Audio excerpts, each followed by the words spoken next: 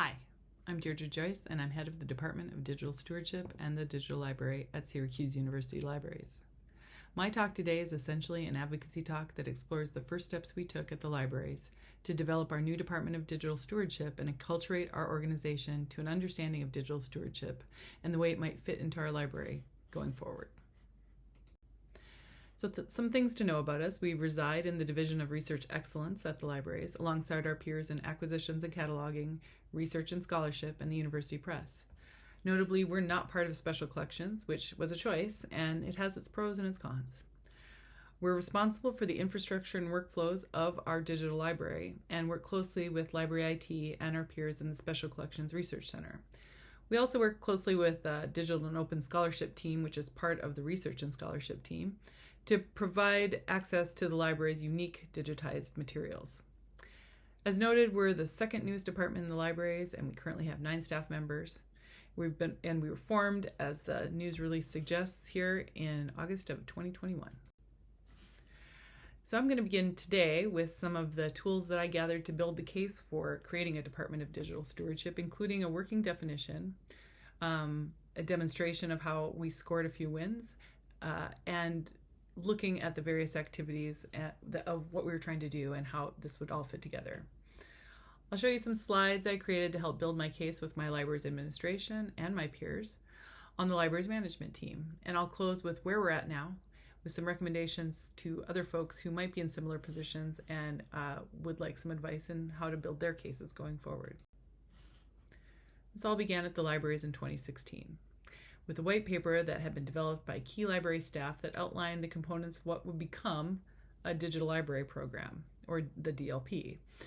At that point, the DLP was identified as a cross-organizational initiative with the defined elements of production, description, access, and digital preservation, either carved out of some other department's mission, usually as a weird ancillary activity, or maybe not even dealt with at all, as was the case with digital preservation.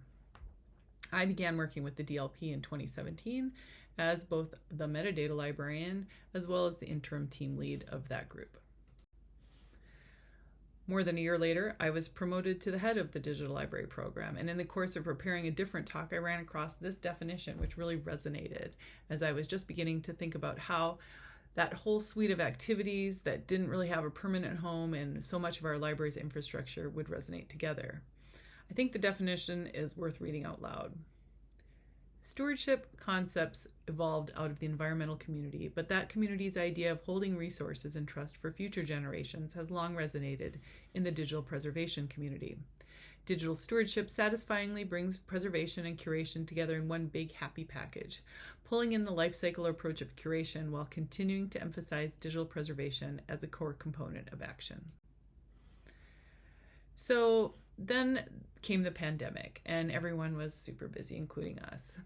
But by the beginning of 2021, I was ready to put together this case once again, and I started with this selected timeline that would show some of the early wins of the DLP and how we had proceeded to this point. My argument really was that we could be more effective and efficient if we were better organized together. So this wasn't an exclusive list or an exhaustive list of everything that had been happening with the digital library program, but they were some significant events and actions that would both indicate and affect the future direction of the digital library and the Department of Digital Stewardship. After I put out the case with the selected timeline, I then discussed the digital library infrastructure and how it was supported by this loose confederation of library professionals, mainly folks from a working group called the Digital Library Core Team, who were trying to manage resources in a part-time way using a bunch of unfinished or underdeveloped tools and workflows.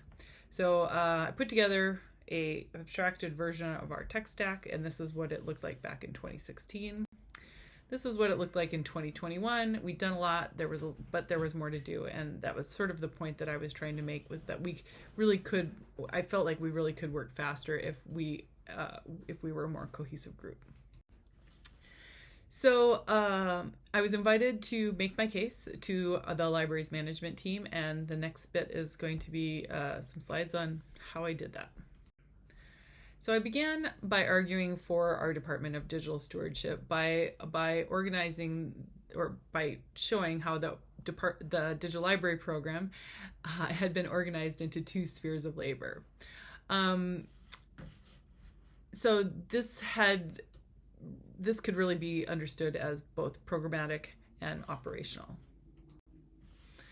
The orange areas on this abstracted organizational chart illustrate the programmatic connections and lines of communication that were opened through the formal and informal networks and teams of that comprise the Digital Library program. We developed a sustainable and open communication system that moved in multiple directions, and programmatically we were successful. And what I defined as success from a programmatic point of view was people who knew who we were. They understood that the DLP was the Digital Library program and not some other acronym. The operational or functional work of the DLP, I argued, rested on the twin pillars of digital scholarship and digital stewardship, which are defined here, and I still argue this. While individuals had continued to work hard, I suggested that we'd been less successful operationally for a couple of reasons. First, we had an overall lack of staff to carry out the functions in both these areas of scholarship and stewardship. Second, there were inefficiencies in the arrangement of the staff as it was back in 2021. And at this time, one of the other departments in our organization, one of my peer departments in the Division of Research Excellence, the Department of Research and Scholarship, had undergone a reorganization which resulted in an explicit recognition of the work of digital scholarship, which was one of 4 teams in that unit. So I was arguing that digital stewardship activity had really no explicit organizational locus or focus for its activity, and it really kind of needed one. I also argued that there'd be benefits to putting it together this way. There would be, and this is kind of in order of importance for me, but first there would be, the most important thing really was recognizing the labor of the staff in a meaningful way and not continuing to see it as like a secondary or other duty as assigned. Second, we would be able to centralize accountability. Third, we'd be demonstrating our commitment as a library to our strategic goals as we'd set them out. And fourth, it was really an opportunity for us to look forward to the ways that digital stewardship would continue to be an integral part of the larger library's mission and work and vision, really. So the next thing, I was successful. We were invited to put together this Department of Digital Stewardship, and we asked for what that would take. So I was asked to demonstrate how we would put together this team, and this is sort of what that looked like. In 2017, 2018, when I was the head of the DLP, it was me and 3 graduate students. I proposed a 3-step process to remedy this. First, we would bring in core staff from the new department. We would bring in core staff for the new department from our library's IT unit that housed our digital production unit. So we would essentially start with a digital initiatives librarian and a digital production technologist. Then I made an argument for a skeleton staff to be hired, bare minimum in place to meet our strategic planning goals. And right now, or last year was the last year of that. And I suggested a digital content coordinator, a digital preservation librarian, which hadn't ever existed, and a metadata strategies librarian, which I had been in the role of prior to becoming the head of the DLP. And so that was sort of my initial argument for the department. And I also wanted to suggest a vision. I didn't want to say like that was a skeleton staff. It wouldn't necessarily be the be-all, end-all. So theoretically, we could use somebody to help us organize the graduate student labor, possibly working on a partnership with the Institute for Veterans and Military Families. That was this position here. It's something that was already going on. More student assistance, possibly some other help in the metadata area. And I ended my argument really just to go back to a leader in the field. And this quote from Tom Hickerson I thought was useful and pointed to how it was really the warrant for why we needed to acculturate this work. So parts of our previous traditional strengths are not as valuable today. So we really have to think about what in the 21st century are the most important strengths. What are they today and what will they be tomorrow?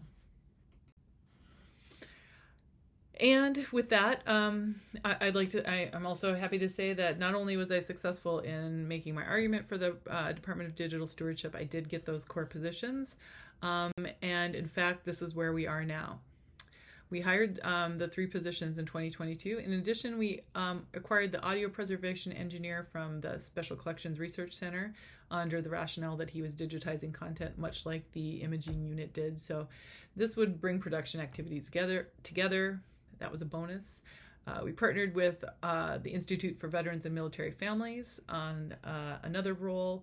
It was kind of a role that we co-funded. So she's helping a lot with the institutional repository as well in a way that dovetails with her work on the IVMF digital library. And then more recently, we've been able to employ a digital media librarian. That's a newer role on a visiting basis, and I'm working to secure that. Also, I promised to look at our more recent tech stack, so this is sort of what it looks like now. I think the abstraction is starting to get a little weak around the edges, but it does demonstrate some of the progress that we've made, and I think one of my goals for this year is going to be to fully overhaul this diagram. Finally, I wanted to end with some recommendations on how you might build your own program.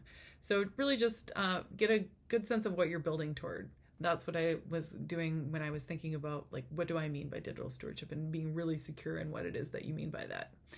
Build on your strengths and your early wins. Make sure you demonstrate that. Then say how you could do that better. If you can really set up what you need, the way you need it set up. Build yourself a group of allies and have them carry your message forward with you and for you. I wasn't in this alone. There were members of the digital library program core team, people that are actually working now in the department that were part of this argument, as well as my peers in library management.